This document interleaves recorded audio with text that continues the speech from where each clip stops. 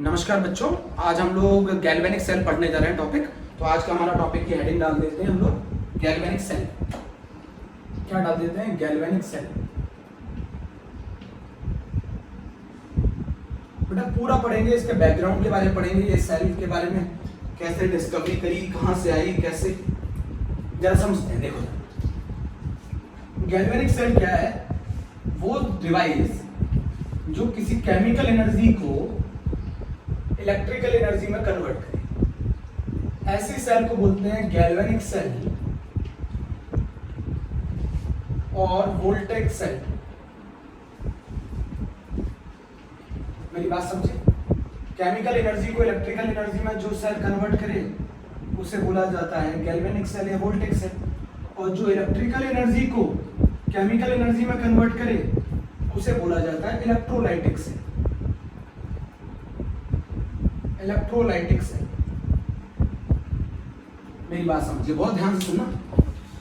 वो डिवाइस जो chemical energy को इलेक्ट्रिकल एनर्जी में कन्वर्ट करे उसको बोलते हैं गैल्वेनिक सेल या वोल्टेज सेल। यहां पे लिख देता हूं, गैल्वेनिक सेल और voltage cell.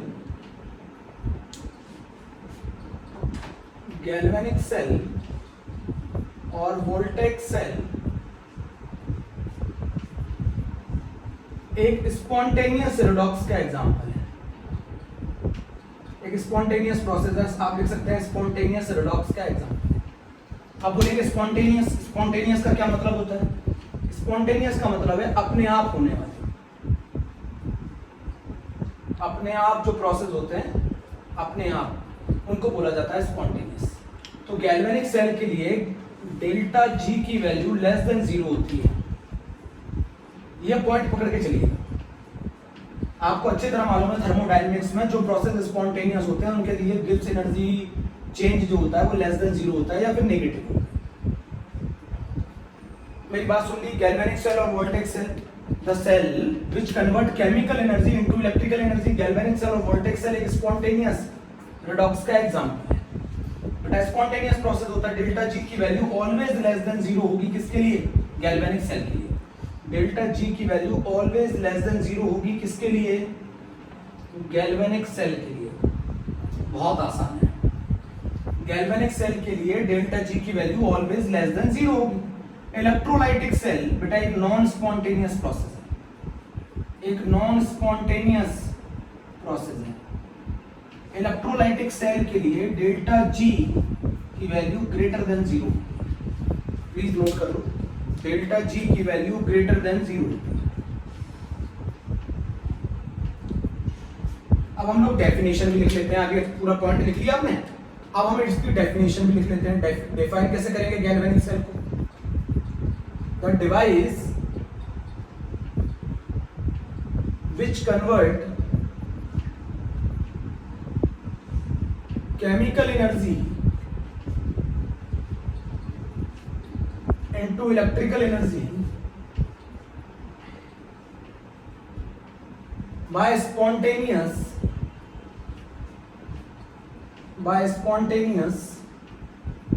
redox reaction।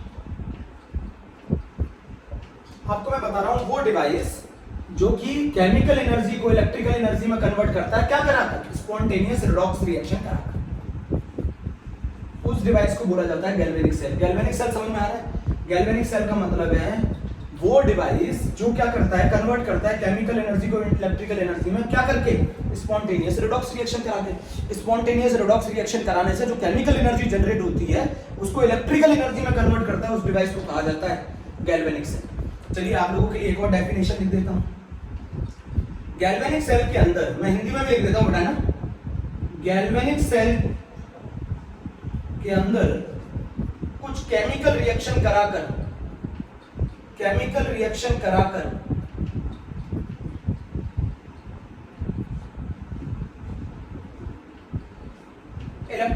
Electrical energy produce करते हैं। मेरी बात समझ लीजिए।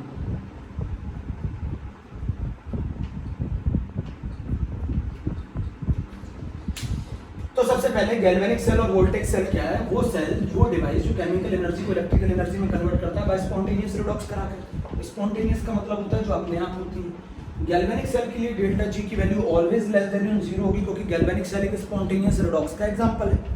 यहाँ पर क्या होता है, गैल्वेनिक सेल में हम कुछ केमिकल रिएक्शंस की वजह से इलेक्ट्रिकल एनर्जी प्रोड्यूस करते हैं, उस डिवाइस को बोला जाता है galvanic cell. The device which convert chemical energy into electrical energy by spontaneous redox is known as galvanic cell.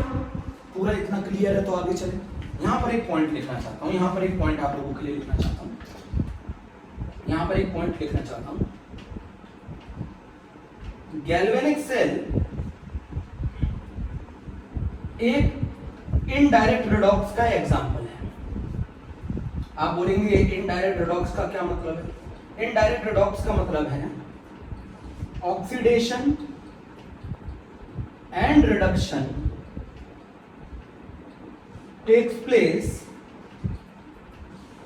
in separate vessel, in separate container। जहां ऑक्सीडेशन और रिडक्शन सेपरेट कंटेनर में हूं उसको बोला जाता है इनडायरेक्ट रिडॉक्स। तो galvanic cell के अंदर अभी बताऊंगा सब कुछ क्यों होता है, क्यों अलग अलग कंटेनर लेते हैं। गैल्वेनिक सेल एक इनडायरेक्ट रिडॉक्स का एग्जांपल है। प्लीज आप इस चीज को नोट कर लीजिए, प्लीज बच्चों आप इस चीज को नोट कर लीजिए। बोलो नोट कर लिया बच्चों? आपने स्क्रीनशॉट ले लिया करो बच्चों, स्क्रीनशॉट ले लिया करो। देखिए कहां से चालू कर, बिल्कुल ऐसे नोट्स बनाइएगा। केमिकल एनर्जी को इलेक्ट्रिकल एनर्जी में कन्वर्ट करने वाली सेल गैल्वेनिक सेल या वोल्टेक सेल। ये स्पॉन्टेनियस रिडॉक्स का एग्जांपल। जब अपने आप होने वाला प्रोसेस है तो डेल्टा जी की वैल्यू लेस देन 0 होगी। सही है। इलेक्ट्रोलाइटिक सेल उल्टा करती है, इलेक्ट्रिकल एनर्जी को केमिकल एनर्जी में कन्वर्ट करती है। एक नॉन स्पॉन्टेनियस प्रोसेस है, डेल्टा जी की वैल्यू ग्रेटर देन 0 होगी। गैल्वेनिक सेल की डेफिनेशन क्या है? Device which convert chemical energy into electrical energy by spontaneous redox. Galvanic cell के अंदर कुछ केमिकल रिएक्शन कराकर हम इलेक्ट्रिकल एनर्जी प्रोड्यूस करते हैं। ये कहानी। गैल्वेनिक सेल इनडायरेक्ट रिडॉक्स का एग्जांपल है, जहां ऑक्सीडेशन और रिडक्शन अलग-अलग वेसल में होते हैं। बोलो बच्चों समझ में आ गया? चलिए अब हम इसके बैकग्राउंड में चलते हैं। थोड़ा सा ये बैकग्राउंड में चलते हैं। आप लोगों ने स्क्रीनशॉट ले लिया होगा। अब इसके हम थोड़ा सा बैकग्राउंड में चलते हैं। अब आपको मैं एक एक चीज समझाऊंगा ये आया कैसे, ठीक है? अब मेरी आप बात समझिए, बहुत ध्यान से सुनना है। पहला मीनिंग है कि ऑक्सीडेशन क्या होता है, ये भी मीनिंग समझते हैं। ऑक्सीडेशन क्या होता है? ऑक्सीडेशन बच्चों, ऑक्सीडेशन का मतलब है लॉस ऑफ इलेक्ट्रॉन। ऑक्सीडेशन का मतलब है लॉस ऑफ इलेक्ट्रॉन। जहां इलेक्ट्रॉन्स का लॉस हो उसे कहते हैं ऑक्सीडेशन। बट एक और डेफिनेशन है, जहां ऑक्सीडेशन नंबर इंक्रीज हो जाए उसे भी ऑक्सीडेशन कहते हैं। तो ऑक्सीडेशन का मतलब क्या है? लॉस ऑफ इलेक्ट्रॉन या फिर ऑक्सीडेशन नंबर का इंक्रीज हो जाना। जैसे मान लीजिए जिंक सॉलिड है, चेंजेस इनटू Zn +2 इलेक्ट्रॉन। यहां इसका ऑक्सीडेशन नंबर, किसी आयन का ऑक्सीडेशन नंबर उसके ऊपर प्रेजेंट चार्ज के बराबर होता है। जिंक का ऑक्सीडेशन नंबर 0, जिंक आयन का ऑक्सीडेशन नंबर +2। 0 से +2 कितने इलेक्ट्रॉन का लॉस हो रहा है? इतने इलेक्ट्रॉन का लॉस हो रहा है। कितने इलेक्ट्रॉन का लॉस हो रहा है? 2 इलेक्ट्रॉन का लॉस हो रहा है। ऑक्सीडेशन नंबर 0 से +2 हो गया। ऑक्सीडेशन नंबर इंक्रीज कर गया। ऑक्सीडेशन नंबर अगर इंक्रीज करेगा तो ऑक्सीडेशन होगा। मैं आपको एक चीज और बता देना चाहता हूं। गैल्वेनिक सेल में जो ज्यादा रिएक्टिव होगा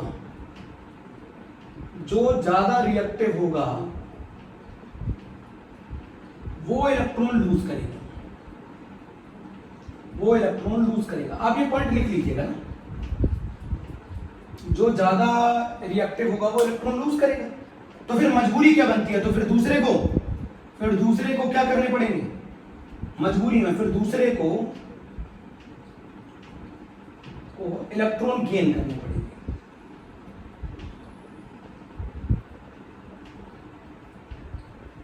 लिख रहे हैं आप? समझ रहे हैं आप मेरी बात? समझिए, गैल्वेनिक सेल के अंदर जो ज्यादा रिएक्टिव होता है उसको इलेक्ट्रॉन लूज करेगा। फिर दूसरे को मजबूरी में क्या करना पड़ेगा? इलेक्ट्रॉन गेन करने पड़ेगा। मेरी बात समझ गए? ऑक्सीडेशन। तो ऑक्सीडेशन का मतलब क्या है? ऑक्सीडेशन का मतलब है जहां लॉस ऑफ इलेक्ट्रॉन हो जहां ऑक्सीडेशन नंबर क्या कर जाए, इंक्रीज कर जाए। एग्जाम्पल के तौर पे आप इसे लिख सकते हैं।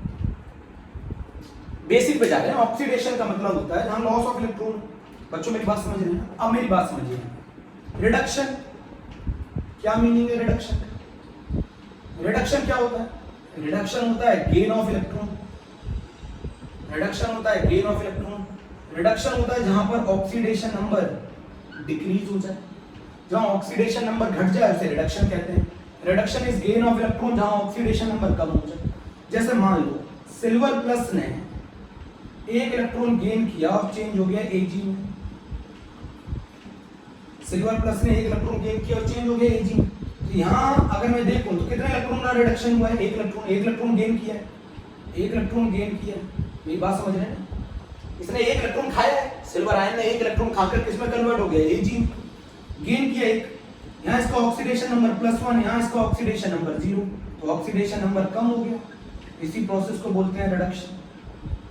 यहाँ ऑक्सीडेशन नंबर कम हो जाए उसे रिडक्शन बोलते हैं। अच्छा, हम एक और ले सकते हैं। कॉपर +2 ने 2 इलेक्ट्रॉन खाकर किसमें कन्वर्ट हो गया?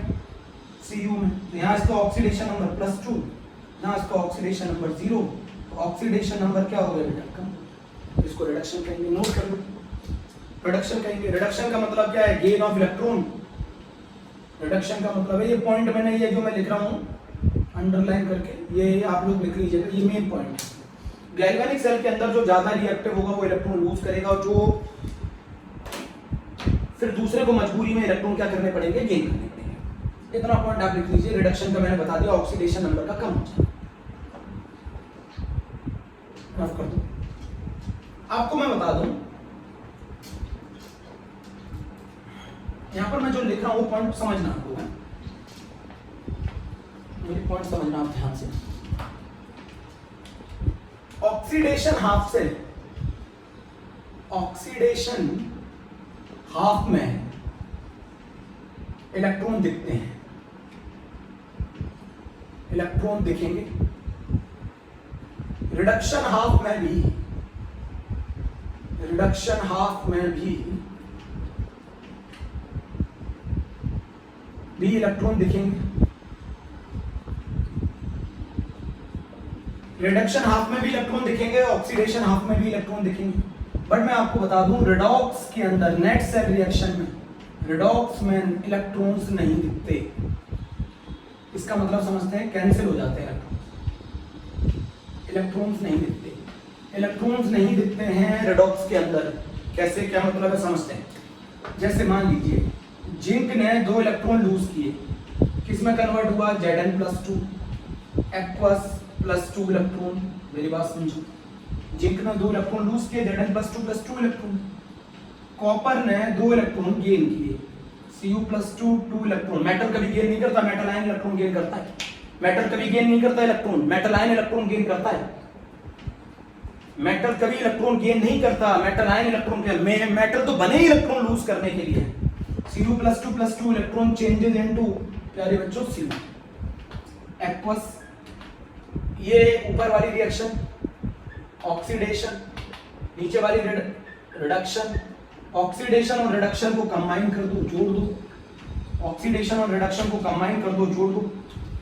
जैसे ही आप जोड़ेंगे ये इलेक्ट्रॉन क्या हो जाएंगे? कैंसिल हो जाएंगे। क्या इक्वेशन बन जाएगी? नेट से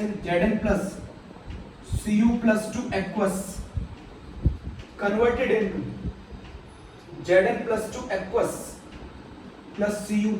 तो बताओ कितने इलेक्ट्रॉन का ऑक्सीडेशन और रिडक्शन हुआ? जितने इलेक्ट्रॉन कैंसिल होते हैं उन्हीं का ऑक्सीडेशन और रिडक्शन होता है। तो यहाँ इनको कहा जाता है नंबर ऑफ इलेक्ट्रॉन ट्रांसफर।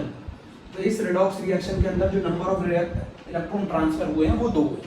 तो रिडॉक्स रिएक्शन में इलेक्ट्रॉन्स नहीं दिखते हैं, इलेक्ट्रॉन्स नहीं दिखते हैं रिडॉक्स रिएक्शन में। ऑक्सीडेशन हाफ में दिखेंगे, रिडक्शन हाफ में दिखेंगे, बट रिडॉक्स के अंदर इलेक्ट्रॉन कैंसिल हो जाता है। तो किसी भी रिडॉक्स रिएक्शन के अंदर आपको इलेक्ट्रॉन्स नहीं दिखते। पहला पॉइंट नोट कर लो बच्चों, बहुत अच्छे से नोट कर लो प्यारे बच्चों। बेसिक पे चल रहा है, बिल्कुल बेसिक पढ़ा। अब हम लोग बैकग्राउंड में जा रहे हैं गैल्वेनिक सेल के।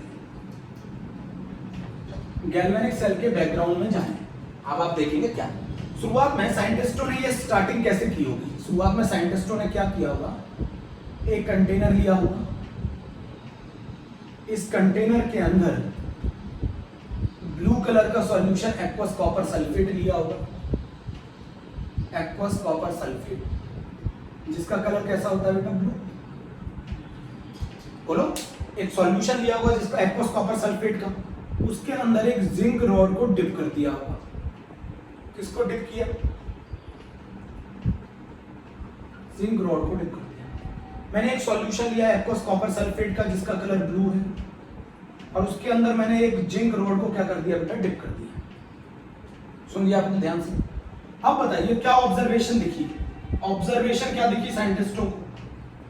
ऑब्जर्वेशन दिखी कि ब्लू कलर फेड हो गया, ब्लू कलर डिसअपियर हो गया, ब्लू कलर डिसअपियर हो गया। टेम्परेचर ऑफ सॉल्यूशन इंक्रीज हो गया, नीचे एक ब्राउन सा प्रेसिपिटेट जम गया।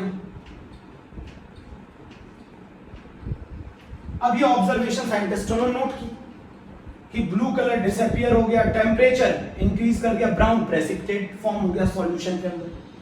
क्या जादू है? देखो, आप जिंक रॉड को एक्वस कॉपर सल्फेट में डिप कर दो, जो ये एक्वस कॉपर सल्फेट में जैसे ही डिप करोगे, ये ब्लू कलर जो है सॉल्यूशन का, एक्वस कॉपर सल्फेट का जो ब्लू कलर है वो डिसअपियर हो जाएगा, नीचे ब्राउन सा प्रेसिपिटेट मिलेगा, टेम्परेचर इंक्रीज कर जाएगा। टेम्परेचर इंक्रीज कर कैसे पता चला? थर्मामीटर लगा दिया,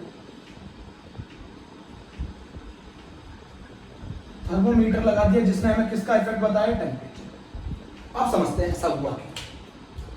इसके अंदर हुआ क्या कि जिंक जो है, पहली बात, zinc is more reactive, zinc is more reactive than copper. Zinc जो है वो ज्यादा रिएक्टिव है कॉपर से, तो जिंक की ऑक्सीडेशन करने की टेंडेंसी है, तो फिर कॉपर को मजबूरी में क्या करना पड़ेगा? रिडक्शन। दूसरा, यहां पे लिखा हूं, ये एक स्पॉन्टेनियस रिडॉक्स है, जो मैं ये एग्जांपल समझाने जा रहा हूं, ये एक स्पॉन्टेनियस रिडॉक्स है। अभी आपको समझ में आएगा कैसा रिडॉक्स है, स्पॉन्टेनियस कैसे। जिंक, ये जिंक रॉड है, जिंक लगातार टूटेगा बेटा किसमें? Zn+2 में। जिंक लगातार टूटेगा Zn+2 में, साथ में क्या छोड़ेगा? 2 इलेक्ट्रॉन छोड़ेगा, 2 इलेक्ट्रॉन छोड़ेगा। वो इलेक्ट्रॉन किस पे कलेक्ट हो जाएंगे? रॉड पे। तो जिंक ने क्या किया? अपना ऑक्सीडेशन किया, जिंक ने अपना ऑक्सीडेशन किया।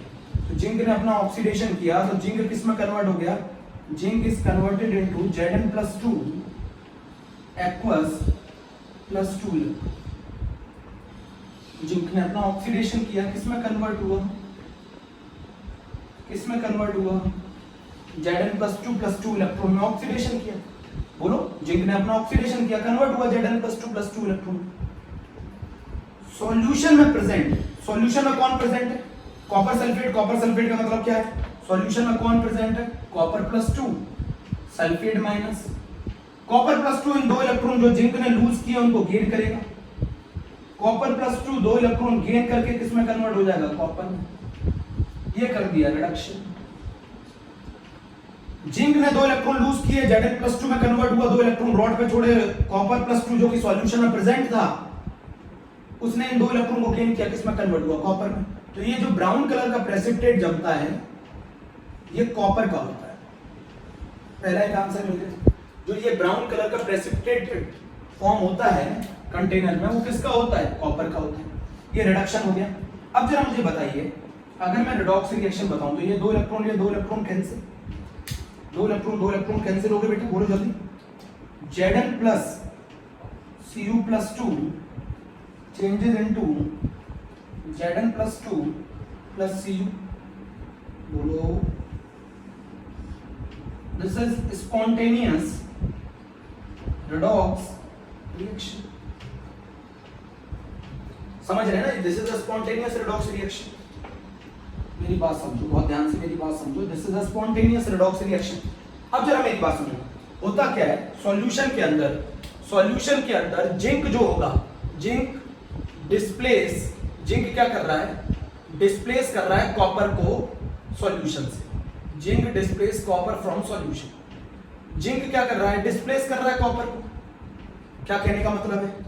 जिंक सॉल्यूशन में जाकर ZnSO4 बना रहा है, और कॉपर सल्फेट से हम लोग क्या चेंज कर रहे हैं, कॉपर में चेंज कर रहे हैं। मेरी बात समझो, मैं यहां फिर से बता देता हूं। जिंक जो है, जिंक सॉल्यूशन में जाकर कॉपर को रिप्लेस कर रहा है और क्या बना रहा है, ZnSO4। और जो कॉपर सल्फेट था सॉल्यूशन में, वो रिप्लेस होकर किस में कन्वर्ट हो रहा है, कॉपर में। और जिंक सल्फेट का कोई कलर नहीं होता, ये कलरलेस होता है, इसीलिए ब्लू कलर क्या हो जाता है, डिसअपीयर हो जाता है। मेरी बात समझना, ब्लू कलर क्यों डिसअपीयर हो जाता है? ब्लू कलर इसलिए डिसअपीयर हो जाता है क्योंकि हमारा जिंक जो है वो कॉपर को डिस्प्लेस कर रहा है। क्यों कर रहा है? क्योंकि zinc is more reactive, zinc की टेंडेंसी इलेक्ट्रॉन लूज करने की ज्यादा है, तो वो कॉपर को रिप्लेस कर देगा, डिस्प्लेस कर दिया कॉपर को। जब कॉपर को डिस्प्लेस कर देगा तो जिंक कन्वर्ट हो जाएगा ZnSO4 में, जिंक कन्वर्ट हो जाएगा ZnSO4 में, और जो कॉपर सल्फेट है वो कन्वर्ट हो जाएगा कॉपर में। तो कॉपर सल्फेट लगातार किस में कन्वर्ट हो रहा है, कॉपर में, और जिंक लगातार किस में कन्वर्ट हो रहा है, ZnSO4 में। तो सॉल्यूशन में ZnSO4 बन रहा है ना, तो जिसकी वजह से ब्लू कलर क्या हो जाएगा, डिसअपीयर हो जाएगा। ये ब्लू कलर क्या हो जाएगा, डिसअपीयर हो जाएगा। बेटा होता क्या है, मैंने एक जिंक रॉड को कॉपर सल्फेट के सॉल्यूशन में डाल दिया। जिंक रॉड को मैं जैसे कॉपर सल्फेट सॉल्यूशन में डालूंगा, मैं ऑब्जर्व करूंगा ब्लू कलर डिसअपीयर हो गया। उसका रीजन मिल गया, क्योंकि जिंक डिस्प्लेस कर देगा कॉपर को, और कॉपर को डिस्प्लेस कर देगा क्योंकि zinc has more reactive as compared to the copper. तो जब जिंक डिस्प्लेस कर देगा कॉपर को सॉल्यूशन में से, तो जिंक सल्फेट का कलरलेस होता है। तो जिंक सल्फेट फॉर्म हो रहा है, कॉपर सल्फेट कम हो रहा है, तो इसका मतलब है हमारा सॉल्यूशन कलरलेस होने लगेगा, उसका कलर फेड होने लगेगा। मेरी बात समझो। अब जिंक ने डिस्प्लेस क्यों किया? क्योंकि जिंक कर रहा है ऑक्सीडेशन और कॉपर आयन कर रहे हैं रिडक्शन। तो ये एक डायरेक्ट रिडॉक्स का एग्जांपल है, ये डायरेक्ट रिडॉक्स का एग्जांपल है। अब यहां मेरी बात सुनना बहुत ध्यान से, मैं इसको रफ कर दूं क्या बच्चों? आप लोगों ने नोट कर लिया, नोट कर लिया? अब मेरी बात सुनना बहुत ध्यान से। अब इस स्पॉन्टेनियस रिडॉक्स की वजह से, इस स्पॉन्टेनियस रिडॉक्स की वजह से, बेटा सुनना मेरी बात, स्पॉन्टेनियस रिडॉक्स की वजह से, स्पॉन्टेनियस रिडॉक्स रिएक्शन की वजह से जो केमिकल एनर्जी जनरेट हुई, जो केमिकल एनर्जी जनरेट हुई, जो केमिकल एनर्जी जनरेट हुई, वो वेस्ट चली गई हीट एनर्जी के फॉर्म में, वो वेस्ट चली गई हीट एनर्जी के फॉर्म में। ये बात साइंटिस्टों को चुभ गई। क्या हुआ? स्पॉन्टेनियस रिडॉक्स की वजह से जो केमिकल एनर्जी थी वो सराउंडिंग में रिलीज हो गई। स्पॉन्टेनियस रिडॉक्स की वजह से जो केमिकल एनर्जी जनरेट हुई वो हीट एनर्जी के फॉर्म में वेस्ट हो गई। कहना मतलब है इस केस में हमारी जो केमिकल एनर्जी थी वो हीट एनर्जी के फॉर्म में वेस्ट हो गई। इसी की वजह से टेम्परेचर जो है सॉल्यूशन का वो बढ़ जाता है। अब साइंटिस्टों ने क्या सोचा? साइंटिस्टों ने सोचा बेटा, ये साइंटिस्टों को ये बात चुप गई कि केमिकल एनर्जी हीट एनर्जी के फॉर्म में वेस्ट हो गई। उन्होंने एक आइडिया लगाया, उन्होंने एक दिमाग लगाया कि कैसे इस एनर्जी को यूज किया जा सकता है, कैसे इस एनर्जी को हम यूज कर सकते हैं इलेक्ट्रिकल एनर्जी में। सुन रहे हैं? उन्होंने एक तरीका अपनाया कि कैसे हम किस तरीके से हम इस केमिकल एनर्जी को इलेक्ट्रिकल एनर्जी में कन्वर्ट कर सकते हैं, और वही तरीके का नाम था गैल्वेनिक सेल। जो एनर्जी स्पॉन्टेनियस रिडॉक्स की वजह से जो केमिकल एनर्जी जनरेट हो रही है वो हीट एनर्जी के फॉर्म में वेस्ट चली गई। तो साइंटिस्टों ने सोचा क्यों ना इस केमिकल एनर्जी को कहीं यूज कर लिया जाए। तो वो जो केमिकल एनर्जी को उन्होंने इलेक्ट्रिकल एनर्जी में जब कन्वर्ट किया, तो जो डिवाइस यूज किया उसी डिवाइस को बोला गया क्या? Galvanic cell. अभी भी नहीं समझे बेटा? ऐसा करने पर जब हमने जिंक रॉड को कॉपर सल्फेट के सॉल्यूशन में डाला तो जिंक की रॉड लगातार घुलती चली गई। मास ऑफ जिंक रॉड आप चाहें तो ये भी लिख सकते हैं इस केस में मास ऑफ जिंक रॉड लगातार क्या हो जाएगा? कम हो जाएगा, क्योंकि जिंक का ऑक्सीडेशन हो रहा है।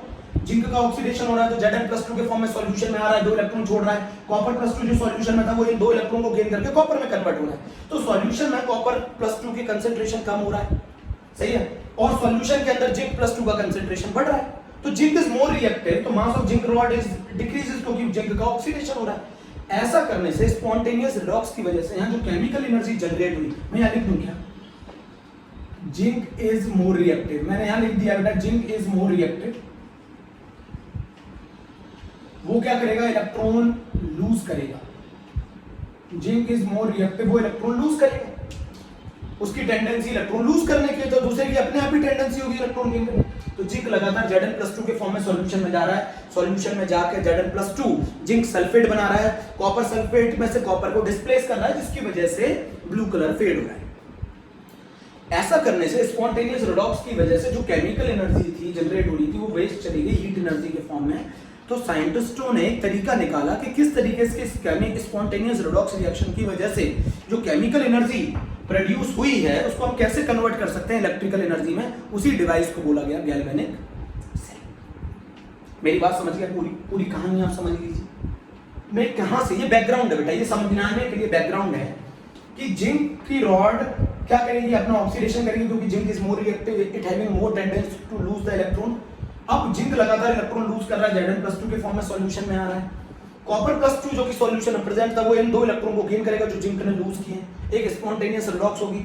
इस स्पॉन्टेनियस रिडॉक्स की वजह से जो केमिकल एनर्जी थी वो वेस्ट जा रही थी हीट एनर्जी के फॉर्म में। तो साइंटिस्टों ने एक तरीका सोचा, क्यों ना इस केमिकल एनर्जी को इलेक्ट्रिकल एनर्जी में कन्वर्ट कर लिया जाए, और उसी तरीके को बोला गया गैल्वेनिक सेल, उसी डिवाइस को बोला गया गैल्वेनिक सेल। इलेक्ट्रोकेमिकल सेल भी बोलते हैं, वोल्टेक सेल भी बोलते हैं, और इस गैल्वेनिक सेल का एक पर्टिकुलर एग्जांपल है डेनियल सेल। पहले इतना नोट कर लो, फिर मैं आगे चलता हूं,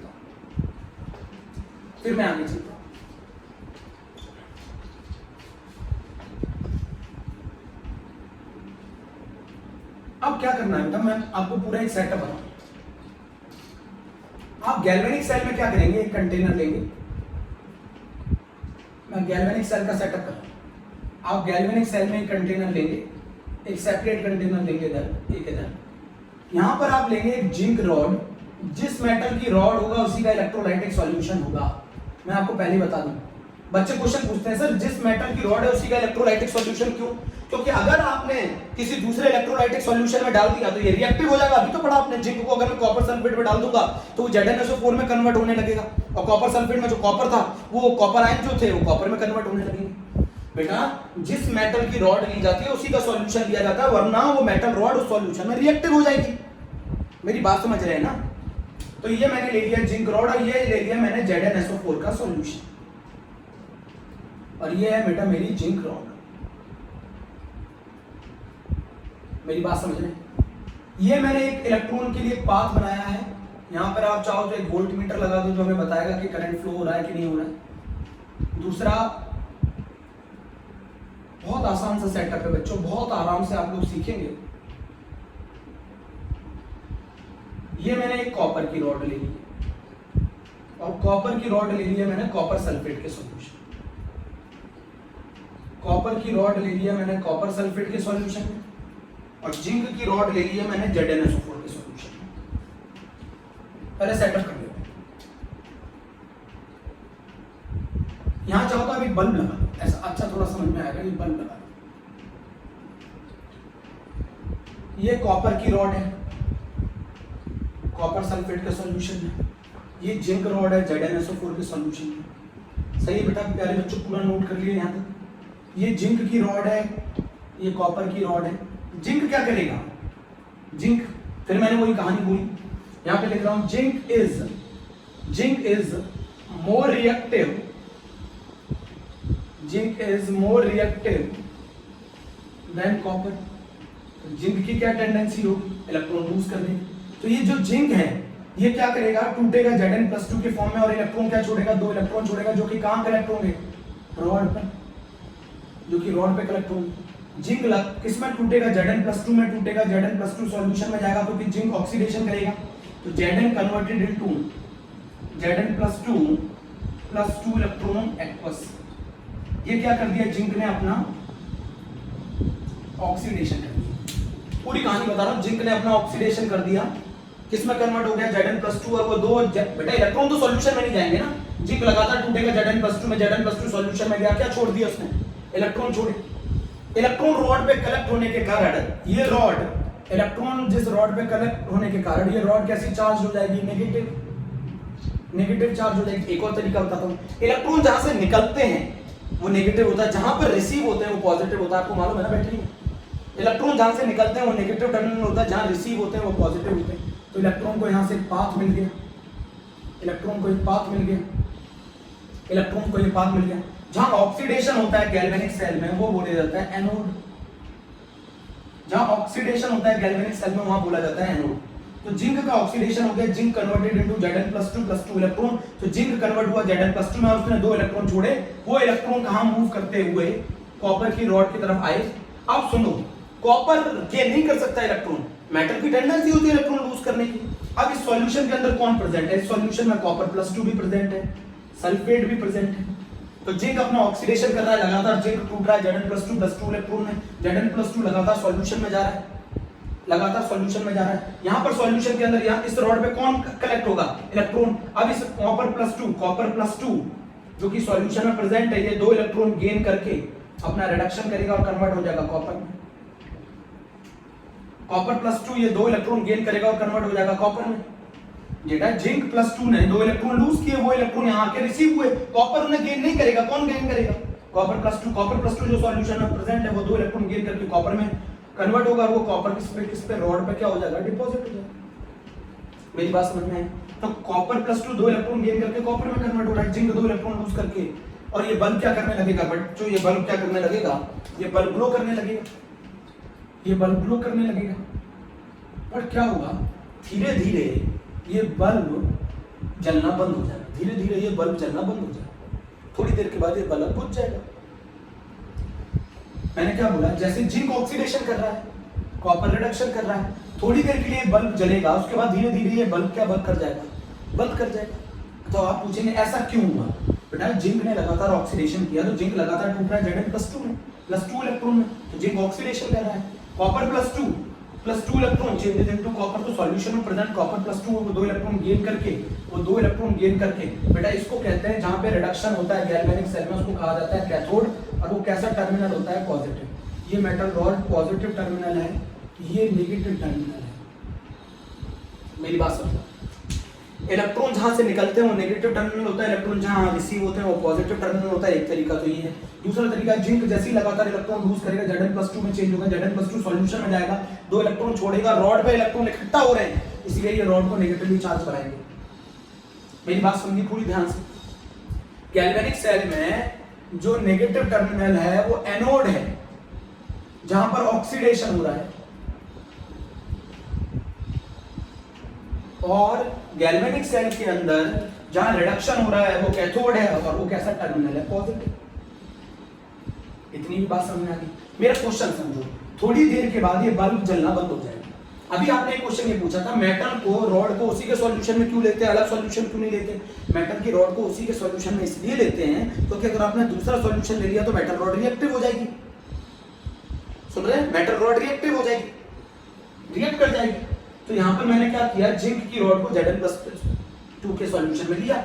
अब मेरी बात सुनना, थोड़ी देर तो ये बल्ब जलेगा, फिर धीरे धीरे ये बल्ब बुझ जाएगा। अब आपका क्वेश्चन है ऐसा क्यों हुआ? अब उसका मतलब समझते हैं। पहले इतना सेटअप कर दिया पूरा, जिंक का ऑक्सीडेशन, कॉपर का रिडक्शन। तो यहाँ पर कैथोड पे क्या हो रहा है? यहाँ पर कैथोड पे हो रहा है रिडक्शन, यहाँ लिखा हुआ है रिडक्शन, कैथोड पे रिडक्शन हो रहा है, जिंक का ऑक्सीडेशन। अब ये बताओ, स्टार्टिंग में मैं यहाँ पर आता हूँ, स्टार्टिंग में प्यारे बच्चों, Zinc+2 आयन का कंसेंट्रेशन सल्फेट आयन के कंसेंट्रेशन के बराबर था। स्टार्टिंग में जितना Zinc+2 आयन था उतना सल्फेट आयन का कंसेंट्रेशन, मतलब सॉल्यूशन हमारा न्यूट्रल था। ऑक्सीडेशन के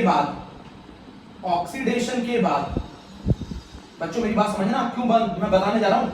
ऑक्सीडेशन के बाद Zinc+2 आयन का कंसेंट्रेशन सॉल्यूशन में बढ़ जाएगा, Zinc+2 आयन का कंसेंट्रेशन सॉल्यूशन में बढ़ जाएगा एज कंपेयर टू सल्फेट। भाई जिंक लगातार ऑक्सीडेशन कर रहा है, तो Zinc+2 का कंसेंट्रेशन सल्फेट से ज्यादा हो जाएगा सॉल्यूशन के अंदर, जिसकी वजह से चार्ज इम्बैलेंस हो जाएगा, मेरी बात समझ रहे हैं? जिसकी वजह से चार्ज इम्बैलेंस हो जाएगा। जिंक ने अपना ऑक्सीडेशन किया Zn+2, तो शुरुआत में स्टार्टिंग में ऑक्सीडेशन से पहले Zn+2 और सल्फेट का कंसेंट्रेशन बराबर था। आफ्टर ऑक्सीडेशन आप देखेंगे Zinc+2 आयन का कंसेंट्रेशन सल्फेट से क्या हो जाएगा? ज्यादा हो जाएगा। तो ये जो जिंक आयन है बेटा, ये जो जिंक आयन है ये इस रॉड के अराउंड इकट्ठा हो जाएंगे। ये जो जिंक आयन है ये इस रॉड के अराउंड इकट्ठा हो जाएंगे। भाई इनका कंसेंट्रेशन ज्यादा है, तो ये जिंक आयन इस रॉड के अराउंड इकट्ठा हो जाएंगे। तो ये जिंक आयन इन इलेक्ट्रॉन्स को जाने नहीं देंगे। क्यों? अब ये इलेक्ट्रॉन्स को अट्रैक्ट करने लगेंगे। अब ये जिंक आयन का कंसंट्रेशन इतना ज्यादा हो गया कि ये दोबारा से इलेक्ट्रॉन को खा के जिंक में कन्वर्ट होना चाहिए। इक्विलिब्रियम एस्टैब्लिश हो गया। अब इससे ज्यादा ये जिंक आयन लूज नहीं कर सकता और ये इलेक्ट्रॉन यहां से फ्लो नहीं हो सकता। मेरी बात समझो कैसे। शुरुआत में जिंक आयन और सल्फेट का कंसंट्रेशन न्यूट्रल था। आफ्टर ऑक्सीडेशन, जैसे ऑक्सीडेशन होगा जिंक आयन का कंसंट्रेशन बढ़ जाएगा। सॉल्यूशन के अंदर जिंक आयन का कंसंट्रेशन बढ़ गया तो ये जिंक आयन किसको अट्रैक्ट करने लगेंगे? तो जिंक आयन क्या करने लगेंगे? अट्रैक्ट करने लगेंगे इलेक्ट्रॉन्स को। जिंक आयन इलेक्ट्रॉन्स को अट्रैक्ट करने लगेंगे। जब इलेक्ट्रॉन्स को अट्रैक्ट करने लगेंगे तो ये ऑक्सीडेशन बंद कर देंगे। ऑक्सीडेशन बंद कर देंगे। मेरी बात समझना, ऑक्सीडेशन स्टॉप हो जाएगा। भाई जिंक आयन ने क्या करने लगे? जिंक आयन इलेक्ट्रॉन को क्या करने लगे?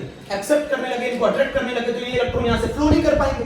दूसरा, जब जिंक आयन का कंसंट्रेशन यहां बढ़ जाएगा तो ये इसको लूज नहीं करने देंगे, तो यहां पर ऑक्सीडेशन स्टॉप हो गया। बेटा मेरी बात समझो, शुरुआत में जिंक आयन और सल्फेट आयन का कंसंट्रेशन न्यूट्रल था। ऑक्सीडेशन के बाद जिंक आयन का कंसंट्रेशन बढ़ गया सल्फेट से, तो जिंक आयन जब सॉल्यूशन के अंदर बढ़ जाएंगे तो वो इलेक्ट्रॉन को क्या करने लगेंगे? अट्रैक्ट करने लगेंगे, और जब इलेक्ट्रॉन अट्रैक्ट होने लगेंगे तो उनको यहां से फ्लो नहीं होने देंगे, जिसकी वजह से ऑक्सीडेशन स्टॉप हो गया। अब यहां ऑक्सीडेशन रुक गया, एनोड पर ऑक्सीडेशन रुक गया। समझ में आया कैसे रुका एनोड पर ऑक्सीडेशन? जिंक आयन का कंसंट्रेशन सॉल्यूशन में बढ़ गया, चार्ज इम्बैलेंस हो गया। चार्ज इम्बैलेंस हो गया तो जिंक आयन क्या करेंगे? इलेक्ट्रॉन्स को अट्रैक्ट करेंगे। इलेक्ट्रॉन्स को अट्रैक्ट करेंगे तो इलेक्ट्रॉन्स को फ्लो नहीं होने देंगे। इलेक्ट्रॉन्स को फ्लो नहीं होने देंगे।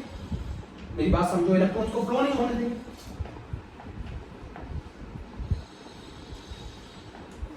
अब यहां पर समझो मेरी बात, यहां की कहानी खत्म हो गई एनोड की। यहां सॉल्यूशन के अंदर कौन था? Copper plus 2। कॉपर प्लस 2 क्या कर रहा है? 2 इलेक्ट्रॉन गेन कर रहा है। किसमें कन्वर्ट हो रहा है? कॉपर में कन्वर्ट हो रहा है।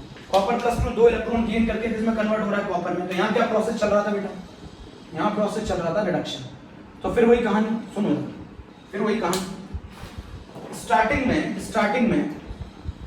स्टार्टिंग में कॉपर प्लस 2 का कंसंट्रेशन सल्फेट के बराबर था। कॉपर प्लस 2 आयन का कंसंट्रेशन सल्फेट के बराबर था। बोलो, कॉपर प्लस 2 का कंसंट्रेशन सल्फेट के बराबर था। मेरी बात समझ रहे हैं ना? कॉपर प्लस 2 का कंसंट्रेशन सल्फेट आयन के बराबर था। बाद में आफ्टर रिडक्शन के बाद कॉपर प्लस 2 कॉपर आयन में कन्वर्ट हो रहा है, तो किसका कंसंट्रेशन कम हो गया? कॉपर प्लस 2 का कंसंट्रेशन कम हो गया सल्फेट से। और जब कॉपर प्लस 2 का कंसंट्रेशन सल्फेट से कम हो जाएगा तो सॉल्यूशन के अंदर किसका कंसंट्रेशन बढ़ गया बेटा? सल्फेट का कंसंट्रेशन बढ़ गया। सल्फेट इस रॉड के अराउंड इकट्ठा हो जाएंगे। सल्फेट कैसा चार्ज है बेटा? नेगेटिव चार्ज है। सल्फेट नेगेटिव चार्ज है, चार्ज इम्बैलेंस हो जाएगा। चार्ज इम्बैलेंस हो जाएगा। बोलो, चार्ज इम्बैलेंस हो जाएगा। रिडक्शन के बाद कॉपर प्लस 2 का कंसंट्रेशन कम हो जाएगा, सल्फेट का कंसंट्रेशन बढ़ जाएगा। मेरी बात समझ रहे ना? कॉपर प्लस 2 अभी भी चाहते हैं इलेक्ट्रॉन गेन करना, बट अब किसकी भीड़ ज्यादा हो गई? सल्फेट की ज्यादा हो गई। सल्फेट आयन कॉपर प्लस 2 को रॉड तक पहुंचने नहीं देंगे बेटा। सल्फेट आयन कॉपर प्लस 2 को रॉड तक पहुंचने ही नहीं देंगे। सल्फेट आयन कैसे चार्ज है? नेगेटिव। नेगेटिव को क्या करेगा? रिपेल कर देगा। तो रिडक्शन स्टॉप। मेरी बात समझो, जिंक ने Zn+2 में कन्वर्ट हुआ। जिंक लगातार Zn+2 में टूटता रहा। टूटने से जिंक आयन का कंसंट्रेशन सॉल्यूशन में बढ़ गया। जिंक आयन का कंसंट्रेशन सॉल्यूशन में बढ़ेगा तो ये क्या करेगा? इलेक्ट्रॉन को अट्रैक्ट करेगा, इलेक्ट्रॉन को फ्लो नहीं होने देगा। यहाँ पर कॉपर प्लस 2 लगातार कॉपर में कन्वर्ट हो रहा था, जिसकी वजह से सल्फेट का कंसंट्रेशन बढ़ गया। सल्फेट का कंसंट्रेशन बढ़ गया तो वो कॉपर प्लस 2 को गेन नहीं करने देगा इलेक्ट्रॉन। ये लूज नहीं करने देगा, ये गेन नहीं करने देगा। बल्ब बुझना चाहिए। बल्ब बुझ गया कैसे? जिंक आयन फर्दर लूज नहीं करने देंगे, ये गेन नहीं करने देगा, तो इलेक्ट्रॉन का ट्रांसफर रुक गया। सेल क्या कर जाएगी? स्टॉप। या इसने ऑक्सीडेशन रोक दिया, इसने रिडक्शन रोक दिया। बेटा जिंक आयन का कंसंट्रेशन बढ़ गया तो ये इलेक्ट्रॉन्स को अट्रैक्ट कर लेगा। सल्फेट आयन का कंसंट्रेशन बढ़ गया तो ये इलेक्ट्रॉन को रिसीव नहीं होने देगा। मान लो इसने अगर इलेक्ट्रॉन यहां भेज भी दिया तो ये रिसीव नहीं होने देगा, क्योंकि सल्फेट का कंसंट्रेशन इतना बढ़ गया है कि वो कॉपर प्लस 2 को गेन करने ही नहीं देगा इलेक्ट्रॉन। मेरी बात समझ रहे हो ना? रिडक्शन के बाद कॉपर प्लस 2 सॉल्यूशन में कम हो गया, चार्ज इम्बैलेंस हो गया, रिडक्शन स्टॉप। बोलो, अब साइंटिस्टों ने क्या एक और कहानी, ये सर्किट इनकम्प्लीट है बेटा। ये सर्किट इनकम्प्लीट है। आप बोलेंगे कैसे सर्किट? करंट जो होता है ना, सिर्फ एक ही डायरेक्शन में तो फ्लो कर रहे हैं इलेक्ट्रॉन एक ही डायरेक्शन में तो फ्लो कर रहे हैं। सर्किट तब कंप्लीट होता है जब पूरा सर्किट कंप्लीट हो। इलेक्ट्रॉन्स करंट तभी फ्लो होगा ना जब सर्किट कंप्लीट हो। सर्किट कंप्लीट कहां है? एक्सटर्नली तो कंप्लीट है सर्किट बच्चों। एक्सटर्नली तो ही कंप्लीट है ना, इंटरनली तो कंप्लीट है नहीं। ओनली एक्सटर्नली कंप्लीट है, मुझे सर्किट को इंटरनली भी कंप्लीट करना है, तभी तो सर्किट फ्लो करंट फ्लो करेगा। भाई सर्किट एक्सटर्नली कंप्लीट है वायर से, अब मेरा सर्किट मुझे इंटरनली भी तो कंप्लीट करना पड़ेगा, तभी तो मेरा करंट फ्लो करेगा।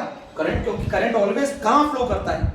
क्लोज सर्किट में, कंप्लीट सर्किट में। यहां तो कंप्लीट सर्किट है ही नहीं ना, ये तो एक्सटर्नली कनेक्ट है, इंटरनली कहां कनेक्ट? इंटरनली कहां कनेक्ट? बोलो, सर्किट एक्सटर्नली तो कनेक्ट है, इंटरनली कहां कनेक्ट? अब बच्चे पूछते सर इसको वायर से जोड़ दें, तो अगर हम इसको वायर से जोड़ दें, बेटा सॉल्यूशन है, सॉल्यूशन में इलेक्ट्रॉन कैसे फ्लो करेंगे? सॉल्यूशन में इलेक्ट्रॉन क्यों फ्लो करेंगे? वायर से आप नहीं जोड़ सकते, क्यों? सॉलिड के अंदर कंडक्टिविटी इलेक्ट्रॉन्स के कारण होती है, बट सॉल्यूशन के अंदर जो कंडक्टिविटी होती है वो आयंस के कारण होती है। सॉल्यूशन के अंदर जो कंडक्टिविटी, ये इनकम्प्लीट सर्किट है, एक और ड्रॉबैक है, क्यों बल्ब बुझ जाता है? ये इनकम्प्लीट सर्किट है, ये इनकम्प्लीट सर्किट है मेरे प्यारे बच्चों, ये इनकम्प्लीट सर्किट है। बात समझो मेरी, ये इनकम्प्लीट सर्किट है। सर्किट सिर्फ एक्सटर्नली कंप्लीट है, सर्किट सिर्फ एक्सटर्नली जुड़ा हुआ है, सर्किट एक्सटर्नली ज्वाइन है, सर्किट सिर्फ एक्सटर्नली ज्वाइन है, सर्किट सिर्फ एक्सटर्नली ज्वाइन है। सर्किट इनकम्प्लीट है तो करंट कैसे फ्लो करेगा? सर्किट इनकम्प्लीट है बेटा, सिर्फ एक यूनिट डायरेक्शन में तो इलेक्ट्रॉन फ्लो कर रहे हैं। सर्किट कंप्लीट कब होगा? जब ऐसे पूरा में फ्लो करेंगे, पूरा कंप्लीट हो जाए। सर्किट इनकम्प्लीट है सिर्फ बेटा, एक्सटर्नली कनेक्टेड है, इंटरनली कनेक्टेड नहीं है। तो फिर हम कैसे लगातार इस सेल को यूज कर पाएंगे? तो एक बहुत इंपॉर्टेंट पार्ट आ रहा है जिसका नाम है सॉल्ट ब्रिज। नेक्स्ट टर्म पे मैं उसकी बात करूंगा, आज के लिए ओके, थैंक यू।